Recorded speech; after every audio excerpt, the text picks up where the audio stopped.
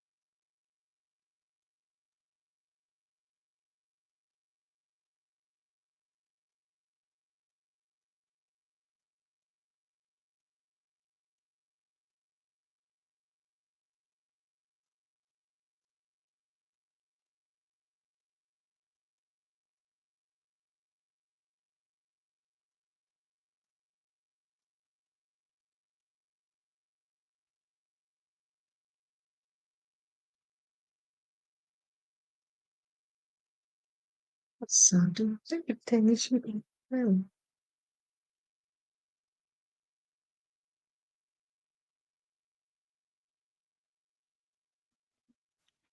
Olá. Hello.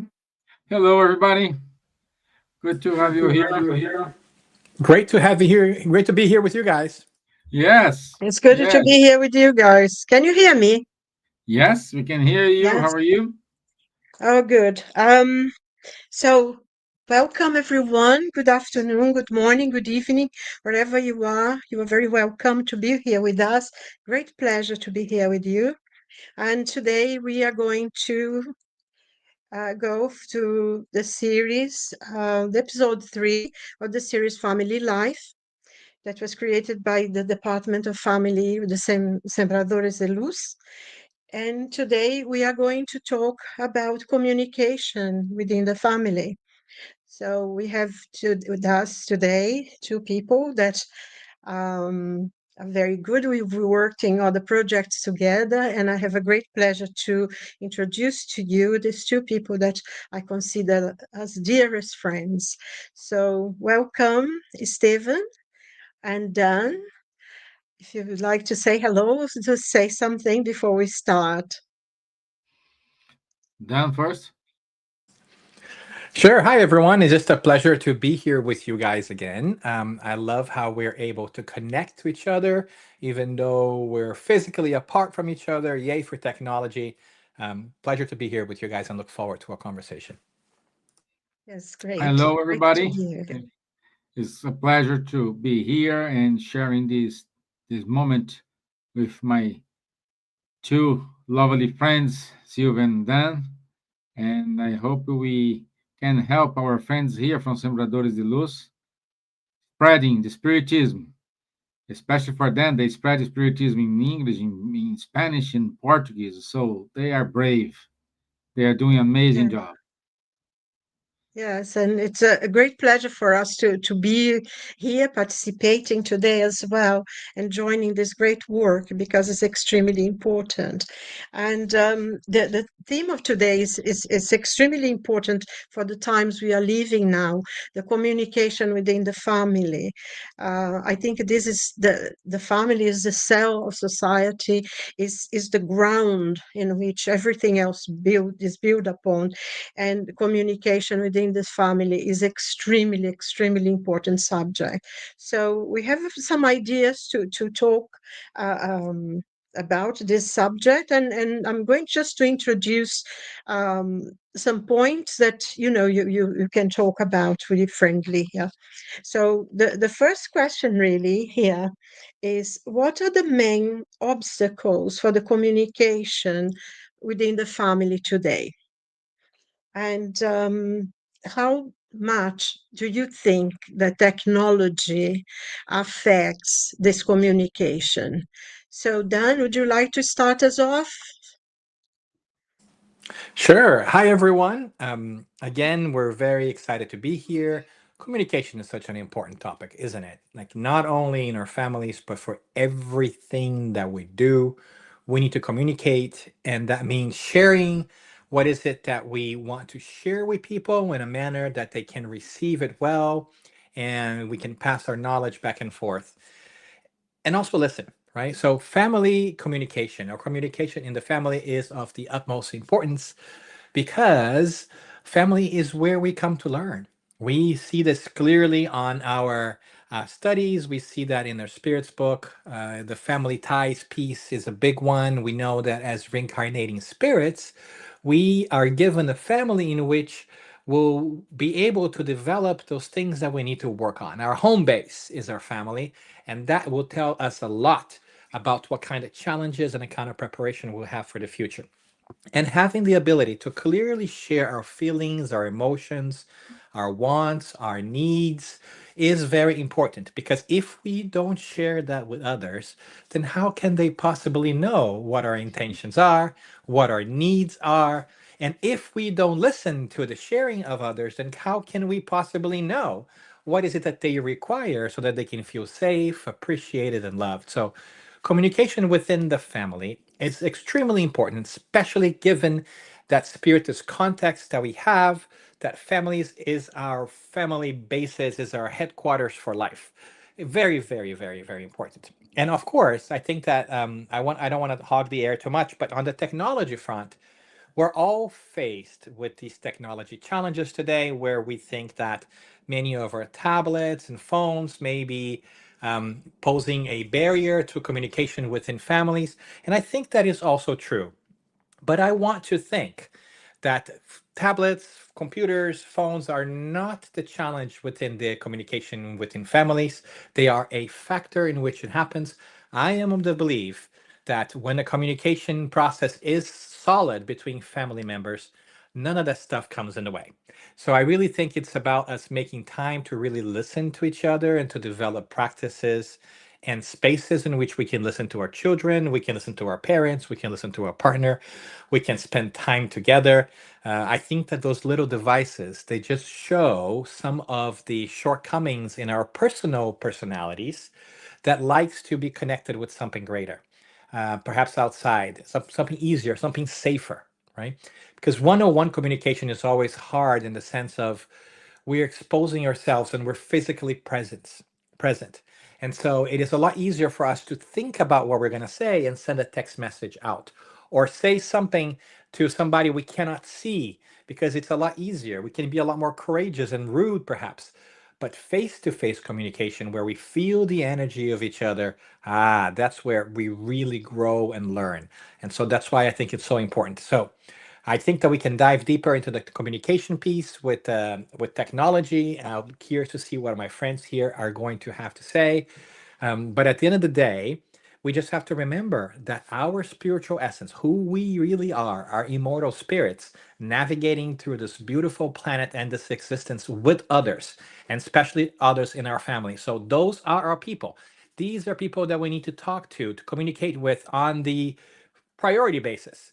And so it's important for us to make that time and make sure that we engage with people in ways that are just more than one word. How are you? Good. What are you doing? Okay. Right. Like it's important for us to make those times for where we can go deeper. So maybe we can talk a little bit about those habits and what is it that we do in our families to do that. But communication is super important, especially when we realize we're spirits. And let's make sure that we don't let technology get in the way. What do you think, Stephen? Dan, I think you are 100% correct. And even though these little pieces, it's kind of blocking our communication, but they are so important as well. And these remind us that in the spirit books on the question 766 says that social life and interaction are natural laws for human development. So if we use communication tools to avoid a real conversation, we may delay our moral responsibilities towards one another. So in order to overcome this, we needed to kind of provoke moments in our life, in our family, like an hour, no uh, uh, um, no technology. We can having, how many of us don't have a shared meal within the family? So how long don't share a meal and sit on the table, no TV, no phones, no notes. Let's talk. Let's see how was your day, what's annoying you, what is good for you. So we need to create those moments instead of ban those technologies and create other problems. We needed to teach our family members to integrate technology in a good way among the family. So that's my first takeaway here. Takeaway here. I love it. It's not the technology, it's how we use it, right, Stephen? I mean, look at Exactly. us right now. I We're using have a technology question for a for great both of purpose. you. I have a question for both of you because anyway, you said the technology is not a problem. And I agree with you, it's not a problem if well used. But there are many families in which, unless the parents are quite strict in taking away, or for at least during the time of the meal or something, you don't use the phone. I think there is a need for the parents to say, from this time to this time, you're not going to use the technology, because it's very common to see families in which actually not only the children, but the parents also are on their phones. And we see this, when you go on a bus or in a tube here in London, sometimes you have families and they are all on their phones. They are together, but at that moment they are talking to somebody else. And so how do you think this would uh, what can be done to unite the family, because sometimes technology can be intrusive? How do you see it? Well, it's there's no way to not disagree with you, my dear. It is very intrusive. Sometimes we can see that as your example here. Here in Dublin, it's the same thing. We are on the bus, we are on the street. We have four members of the family, but nobody's talking to each other. Everybody's busy with their phones, and they are beside each other. So I completely agree in terms of we need to introduce this technology in a peaceful way, in a progressive way. By what? Setting barriers. Phone is allowed from this time to this time. Phone is allowed after duties have been done. Phone is allowed after homework done. So we needed to create these, because if you leave them, they stay 24 hours on the phones. And but at the same time, we need to remember these rules are valid for the parents as well, because the parents need to do the same thing. So it's a two-way street here. It's not just one way street. No, you do what I say and that's it. And when your child come talk to you, you say, "One moment, I'm busy here," and you don't talk to your children. So these rules are valid for the parents as well. What do you think, Dan? Yeah, I'm in 100% agreement. And I was just going to double click on that idea, right? Kids, if we're talking about kids, they learn by modeling more than anything else. And what they are seeing in the life outside is everybody using a phone or a tablet all the time. So they will naturally gravitate towards that. And it's okay. But I think what Stephen was saying is key is what is it that we are doing? What kind of habits of behavior are we installing in our house? And how are we holding up to that? And when we do that, it's not just about put away your phones, is how are you going to engage in meaningful conversation? What are you going to talk about? What is your plan? Are you just going to talk about your days? Do you have something that you want to share about your days? Are you going to go first to model it so that your kids can see that you're sharing too, or are you going to force them to share first? right? So there's all kinds of things that we can think about. Share about your day, ask them questions, tell them what was good about your day, what was not great about your day, tell them how you enjoy learning from them. Do different things. And sometimes, for instance, a great habit that we love to do is have board game night. One day we just break out old school games that are board games, and we sit around the table and we play board games where you actually have to roll a dice or you have to ask questions to each other. And in the beginning, kids always complain. I have young ones, 12 and 6, and they are like, can we just do something else? 10 minutes in, they're so excited about it. Like everybody loves it, right? So once the connection gets going, it's really great for us to do that. So yes, model that as parents, but make sure it's not just superficial either. And make sure that you are leading the way by sharing things and telling them about your day and exposing yourself and inviting them into this relationship.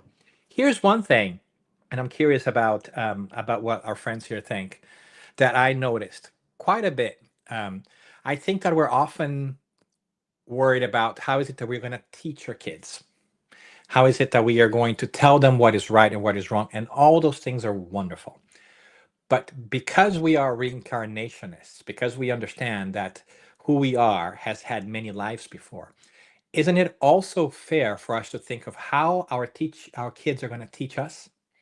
What is it that they may bring that we may learn from? So it's not about us telling them how it's going to be, but inviting them to the conversation and wondering if there are things that we can learn with them and from them from our day to day, whether it's new slangs or what's happening in the world or how to see things differently. We as parents also have to make space for our younger members of our family to be heard and seen and valued. And I think that's very tricky too, because sometimes we just want them to share, want them to tell things, but we're not really listening.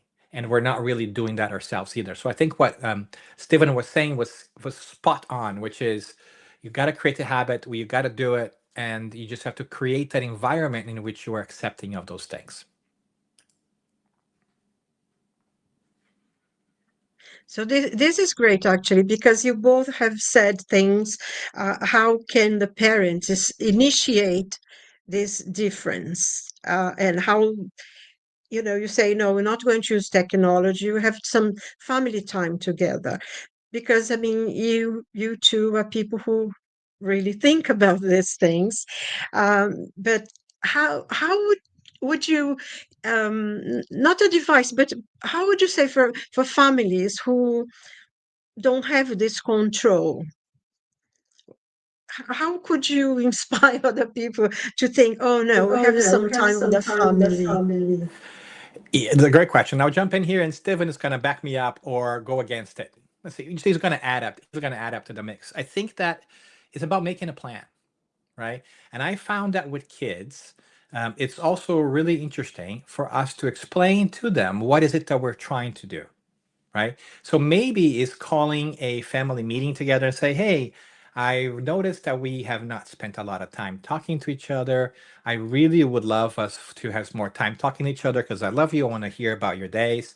What can we do together? What kind of traditions or habits or things can we do to make sure that we're spending quality time together away from our phones, right? So it's inviting them to the conversation and listening to their ideas. Maybe they will come up with ideas. Maybe it's board game night. Maybe is meals that have no phones next to them, or 2 or 3 meals at least a week, right? Maybe it's having some time before you go to sleep. That's another point, for instance, that we do with the kids. We try to do with the kids here. We're not always great at it, but we try to hold ourselves to, which is, half an hour before bedtime, there is no screen whatsoever, right? Just so that we can kind of wind down, and because it takes a little bit of time for us to disconnect to those hormones, to all the energy that comes from watching something on a screen. And you'd be surprised, but I find that as the lights go down at night and we're getting ready to sleep and we've done our prayers, conversations start, right? The kids want to start to talk about things. Sure, maybe they don't want to go to sleep just yet, right? But as the light dims a little bit and we are away from the inputs and we have done our prayers, that human connection just flows more naturally. So maybe it's coming up with new habits. What works for your family? Invite your kids in, but share with them What is it that you're trying to accomplish, as opposed to just telling them what you're going to do? Because I've noticed that this new generation, especially, is really keen on understanding why things happen. And once you invite them into the conversation, you might be surprised. They might have some wonderful, interesting ideas, and they will feel like they're part of the process, that they have a voice, and that's also their process. And that is really great. And that's a great skill for them to have for the future too. Um, how do you do that, Stephen, on the other side of the pond? Well, then we need to remember that this kind of address the question we have on our screen here from our friend Bernadette. Um, According to Spiritism, um, education is the moral development of the soul. And in order to have this moral development of the soul, it requires dialogue, affection, and example. We can find on the Gospel according to Spiritism, uh, they teach us that charity is not just material, but includes indulgence, understand, and patience. So, teaching this to your kids and allowing your kids teach this to you requires patience, requires time, requires uh, successful moments, requires not non-successful moments. It's it's you are building something. So we I know you may love your kids, but loving your kids in silence, it is one thing. But loving your kids, telling them exactly what Dan said. Hey, tell them what you try to achieve. We need to communicate better as a family. We need to deal with our problems as a family. We need to share our problems as a family. You need to express your opinion. I have to have patience in order to listen what you think about it. And all these bonds and offers security for our growing ups.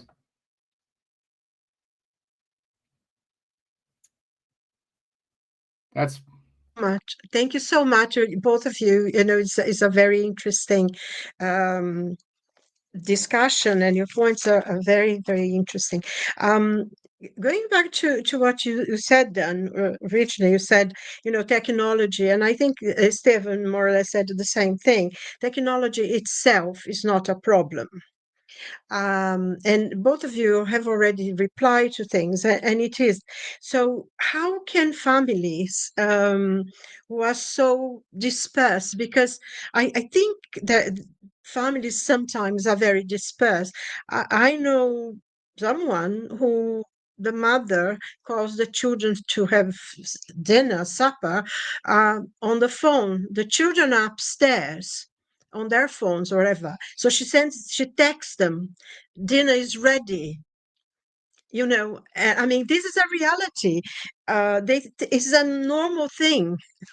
So how can we learn? Because the problem really is not the technology, but how we communicate within, how the spouses talk to each other, how the children, and I think it starts with the parents. The parents need to have a way of communicating with each other with dignity, with respect to each other's opinions. And then, of course, we filter through to the children.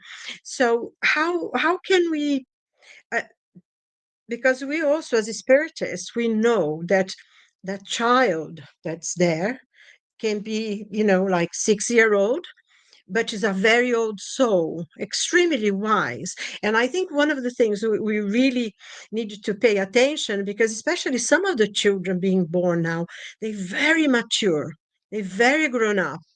And some parents almost feel, you know, inadequate because their children are so exceptional. So how can we integrate this connection between the parents first and then taking down to the children and of course the extended family? Because we also have moved away from extended families. I mean, personally, when I was a child, whenever someone in my family, one of my aunts used to have children, they would go to the mother's house or the mother-in-law's house, and all the aunts together, the cousins together. We always had birthday parties together, Christmas together, Easter together. So we are very much, it was almost like a little village. And also, not only the family, the close family and the extended family, but also neighbors. I mean, I remember doing, climbing trees and neighbors telling me, get down. I'm going to tell your mother. And you would obey because, you had the respect. So how can, and those, doesn't seem to be like this, but how do you think this unity of the family and the surrounding people around us, the friends and the families and neighbors who care for you and everything, how could we integrate this? Well, so you Is it said too something very, complicated a question? yeah. No, it's a, at least it is my reality, because neither myself nor my spouse, we do have our family here. My family is my neighbors. My family is my friends. If I have to go to the hospital today or tomorrow, I need to rely on friends. I need to rely on neighbors. That's my reality here today. I don't have my, oh, let me call my cousin here, let me call my uncle here, and they by obligation, because we are family, they need to put us in a car and take me to the hospital. No, I need to treat it differently. But also we need to understand that generations differences are also spiritual differences. We have in those kids today different spirits compared to our time.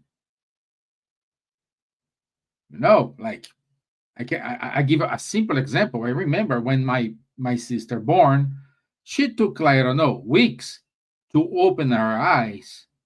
My daughter, the first thing she did when she's out of my wife, she opened the eyes and almost said, "Hi, Daddy, how are you?"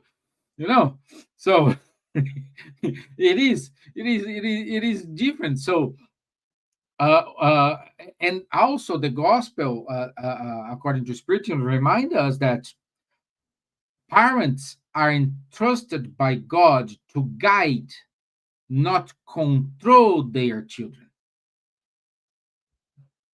And children must be also learn patience with the elder ones.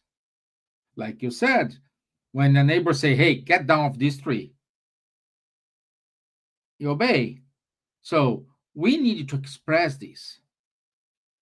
And when we have this respect between each other, when both and we view each other as a fellow spirits, and that we are sharing the same journey, they can we can build bridges across these generation gaps.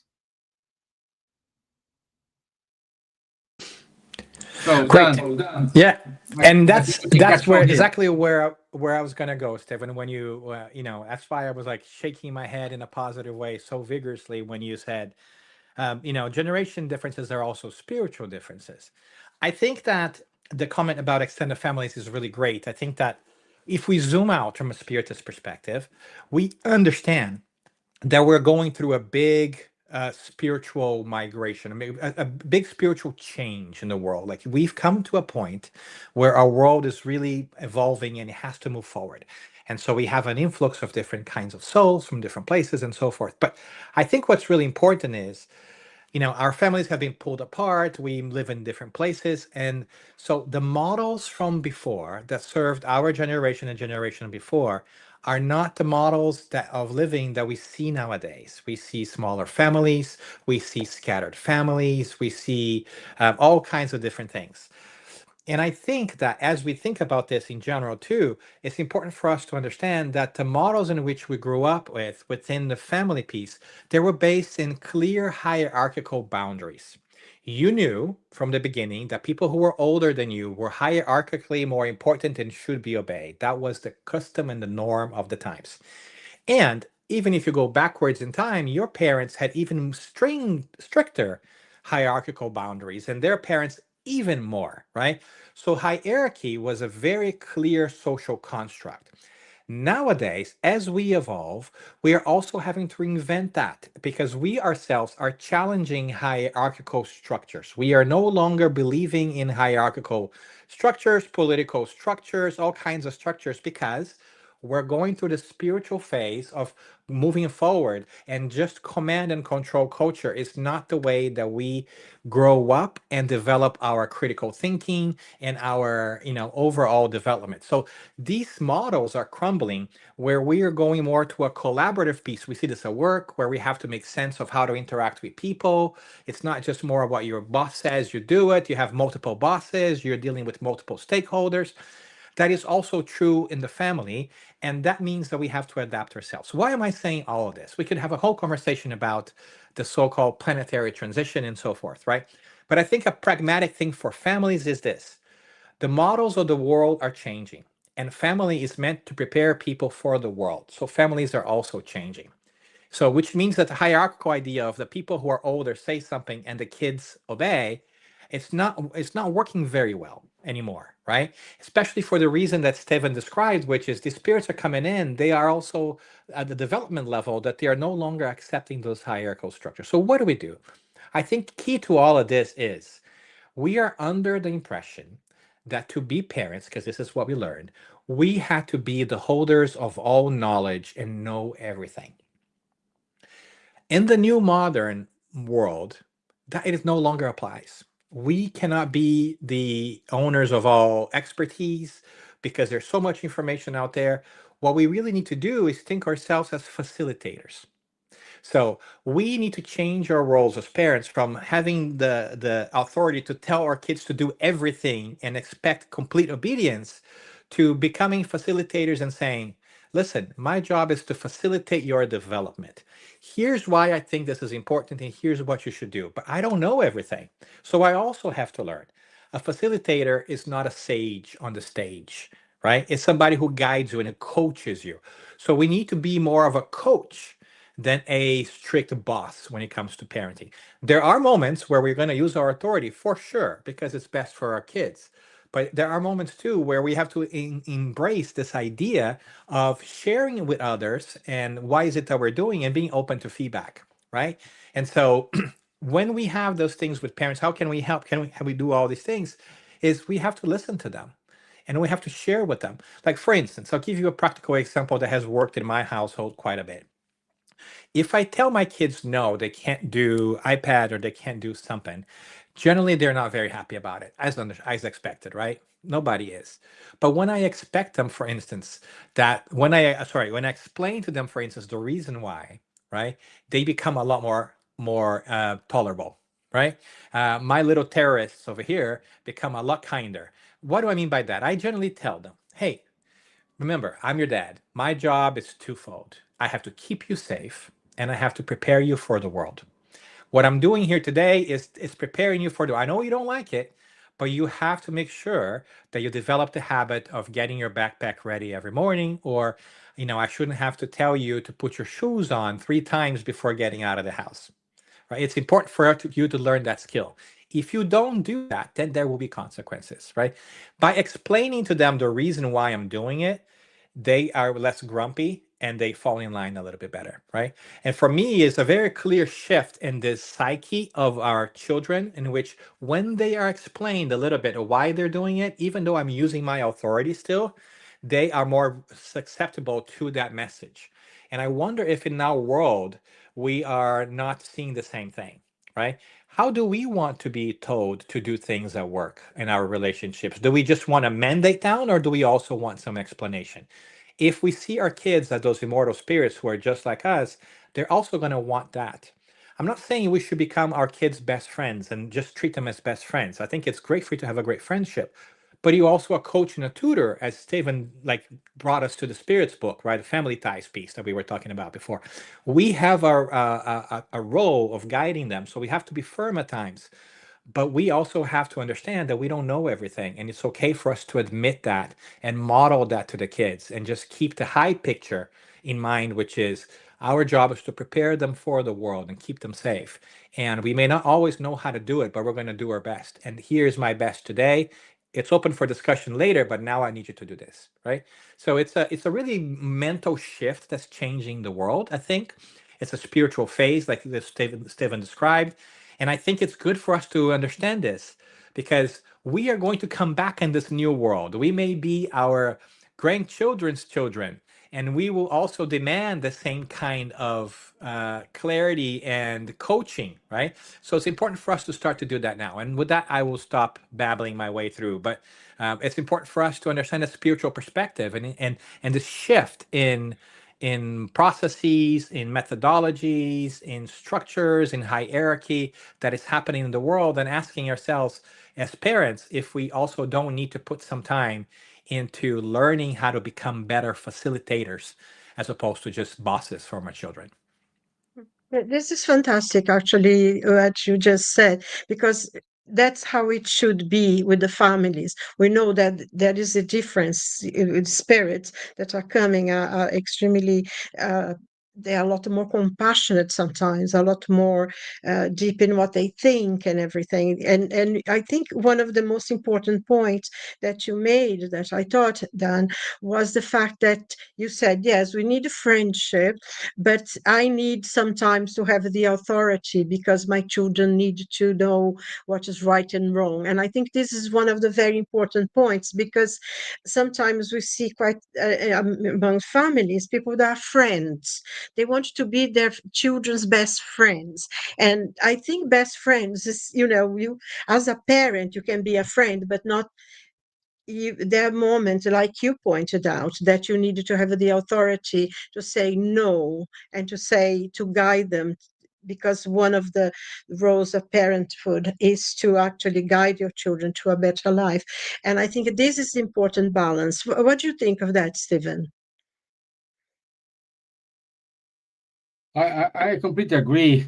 We can, as was you were speaking, I remind about that that passage we have in the Bible, the Jaw, when he was upset about everything was happening to him, and he said to God, "Hey, we need to talk." And God, yes, we can talk, but you come as a human being, and I will come as a God. So if our children wants to be our parents and we treat them equally, we will always have a problem. That's why we have problems today, because they trying to judge, they trying to be at the same level. But no, I am your parent. I have some responsibility. First, moral responsibility. Second, spiritual responsibility. The third, we have our society responsibility over those kids. So we need to be friends. Yes, we can, but we cannot forget that we are parents as well. Like Dan And said, and that is a great thing, right, Stephen? Like I think it's a great moment for reflection. What is our role as parents? And how are we fulfilling that? Because we can use our so-called authority in a soft way, right? Like if our role is to guide them while they cannot make those decisions, then we cannot put ourselves in the same level and say, what do you want to do? Just eat ice cream today? Because we know that is not a good thing for them, right? So otherwise, I mean, wouldn't you want to eat ice cream and watch TV all day long if you could? But you know better. You know that's not good for you. They may not yet know that because their frontal cortex, even like physiologically speaking, their brain is not yet developed, right? The frontal part of our brain, the frontal cortex that is responsible for cause and consequence decisions, It's only fully grown, it said, about 21 years of age. And, there's some people who are older than 21 and still don't have that fully developed. And so it's important for us to understand that the power that we have and the responsibility that we have doesn't have to be manifested just in some ways. I think that there are moments where we have to be firm and have a little bit more of an energy, but it's important for us to explain why that is. And I think that is a great point that Stephen makes. And I think that sometimes that doesn't happen because we want to be so loved by our kids. We want their affection, and we're so insecure about ourselves that we just want to be loved. And so we give to them everything that we think is going to make them happy in the short term because it pleases us.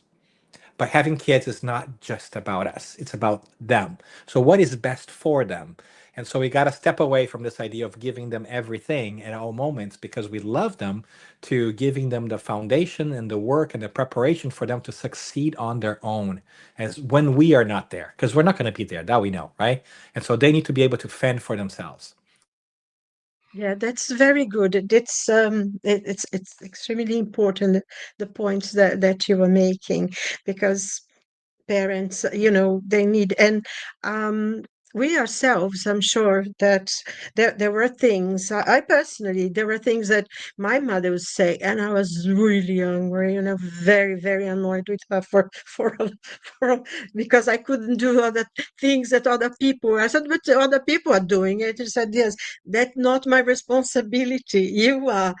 But now, as a grown-up person, I look back and I'm so grateful that there were times she said no, she put boundaries. Because, now when you look back and say, oh, I felt loved and I felt protected because there was someone watching over me. And I think this is a very important point, as you said, to be loved. Sometimes you need to be the stepmother say no, no. I've got a question, actually, sort of coming out a little bit from this, but it was one of the questions that was suggested. And it says, where is here? If say, for instance, this lack of communication within the family, would it create an environment in which negative spiritual influence could come into the home? How do you see that point?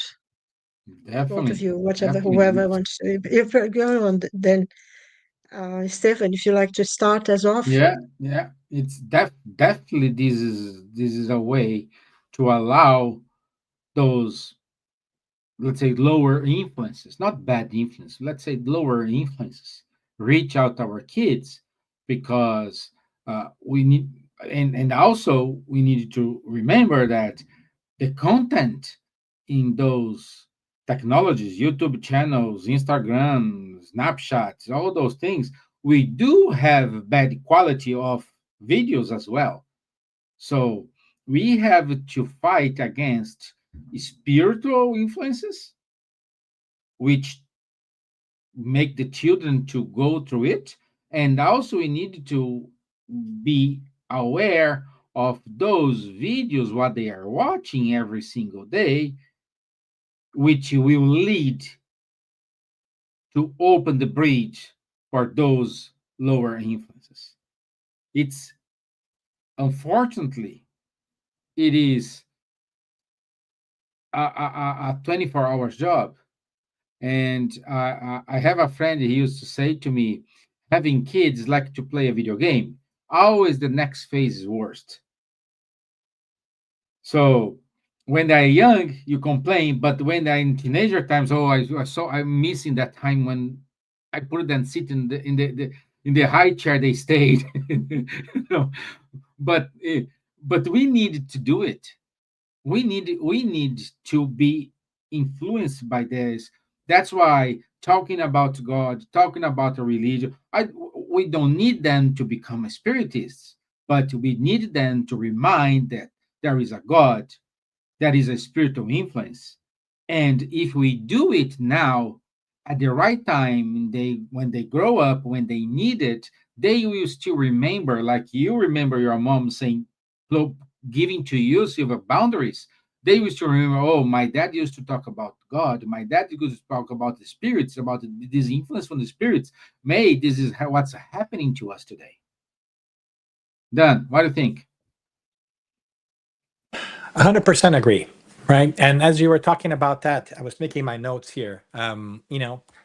Because I really think that you are hitting a great point here. The way I would zoom out is it's all about heart habits of heart and mind. It's all about habits. And as parents, as we think about our role, what is our role? Is to help our kids develop the best possible habits so that they are learning and preparing themselves for the future. And so, what does that mean? Exactly what Stephen was doing. So, if I want them to become great critical thinkers and be able to differentiate good from bad content, or really engage with good topics, then I want to make sure they're not spending tons of time watching what they should not. Right? If I want them to be polite and talk to others, then I need to train them and say, every time you're going to talk to an adult, I want you to look them in the face and shake their hand and say, "Hi, my name is," because a grown up is just a human being, right? Kids sometimes are scared of grown ups and they don't know how to relate. And so it's about us being thoughtful of like, what are the habits that we want our kids to develop? If we don't pay attention to it, the world will. And it will happen what Steven says. For instance, if we let our kids watch a lot of content like TV, YouTube, whatever it is, because we watch TV when you're little. Nowadays, kids watch YouTube.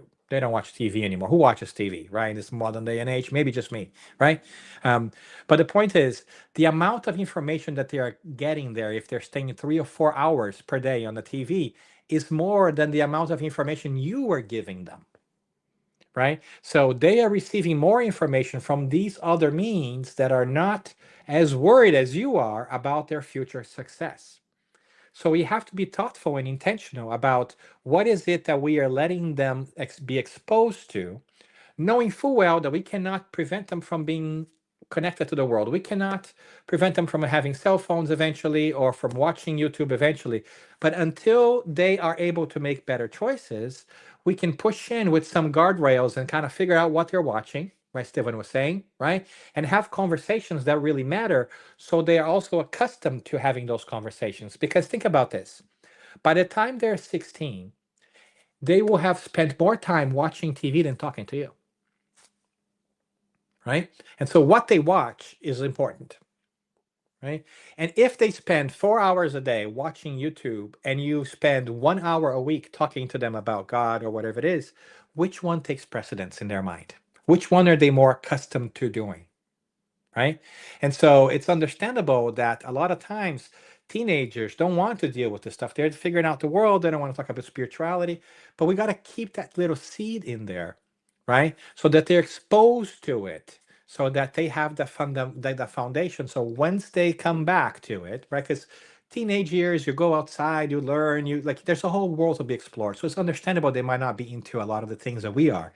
But eventually, as they are in their 20s and 30s, that should shift, right? And you have given them the basis for their own exploration of what life is like, the existential questions, and all that kind of stuff. So that's why it's so important, we say, and Stephen was doing a brilliant job at this, talking about God, talking about immortality of the soul, talking about Jesus, if you believe in Jesus, Buddha, if you believe in whatever it is that it's uplifting and good and noble for the soul. But it boils down to what kind of habits, right, are we helping our kids develop? And the challenge is with our day-to-day schedules, oftentimes we don't stop to think about this because we're so busy and we just let it happen. But if things are important to you, what is it that you want your kids to do and learn? And what is it that they're doing to do that? So, what are the habits that you're helping them develop? And I think that that what Stephen brought here with content is a key point today because it's so prevalent, right? Kids are exposed to things all the time. If you don't think they should be exposed to that kind of content, block it or do not let them watch it. And explain why, right? Because they can't make their decisions for themselves just yet. So we have Yeah. to.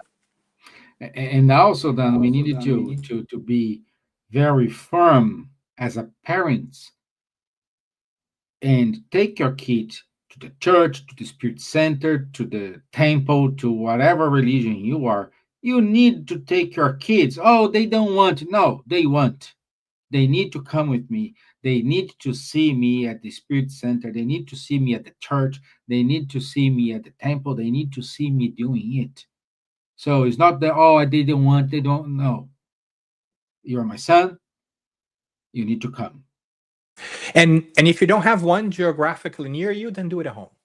Right? Exactly. Talk about it. Yeah. Gospel, Spend time gospel, doing it. Yeah. gospel at home is 100% a family prayer. If you don't want to call it a gospel at home, a family prayer, a time in which to share this with our kids. We need to. We must it.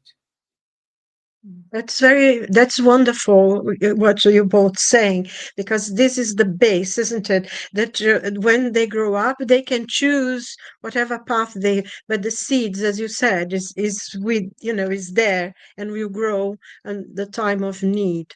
It's very, very important. And, we as spiritists, we are very much into the gospel at home, at least once a week, in which our family together for that half an hour, whatever, for prayer, for being together, and to talk about God and the world and everything that's going around. So we nearly now at the end, and it was so quickly. It was being so wonderful. But I just have a little question. Um, for yourself, because we are spiritists, we are Christians. So, what example of Jesus you would think would be important to bring to the children, to your children, when you talk about God, when you talk about, spirituality, because Jesus was, a spiritual of light that came into our life. So, how would you bring this to your children? Simple answer, Sylvia. All of them. Right? All examples. You know, I think we can go back to his passage with us and remember, like, let the little children come unto me, right? Let the simplicity come. But he also treated everybody fairly. He spoke to everybody regardless of status, right? And he spoke to them in ways that they understood. He spoke to the disciples in a more sophisticated way because they knew more, but he spoke to the crowds in a simpler way, telling stories sometimes. So is this ability to connect and communicate and adapt to the circumstances, which is really important for Jesus, the ultimate teacher, the only role that he accepted, right? He openly accepted. And what was that? To know how to communicate with our children in different moments. There are moments where we go into more detail when they're ready for that. There are moments when we speak to them, we always welcome them, and we lead by example. I think that if we are able to bring these examples of the Christ, this incredible spirit, and many others out there of great living, of noble living, it is a wonderful addition to our kids. And I think that will help them create these habits of mind, because kids will naturally gravitate to examples. And if we don't give them these examples, they are going to get that on YouTube, they're going to get that on social media, and it might not be the examples we think are most important for them. So what is our role, and how are we being intentional about giving our kids what they need to succeed in the ways that we wish that they would succeed? Completely What do you agree think, with you, Dan. Stephen? Yeah, I completely agree with Dan. It's all of them. But if I have to emphasize, I would say speaking gently and honestly, being present and attentive, and choosing words that build rather than break. That's all. Yeah, Just it. wonderful. Wonderful. You two are such a lovely parent. I wish I was your child. Maybe in the next incarnation. Thank you so much for both of you for the time you gave us today, and for bringing such a deep and very, very important messages. And that there's a lot to think about in what both of you said, and meditate. And I hope that this will reach out to parents that we are either with us today, or that will listen at a later date, and to help them to be able to guide them in maybe at times where they feel it's difficult, because sometimes dealing with spirits Very, very difficult. So thank you once again very, very much for your time and for your wonderful insights into the subject.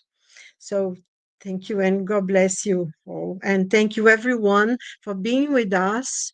And I hope you follow us again and come back to new episodes of this discussion. And thank you and muito obrigada a todos. Boa tarde.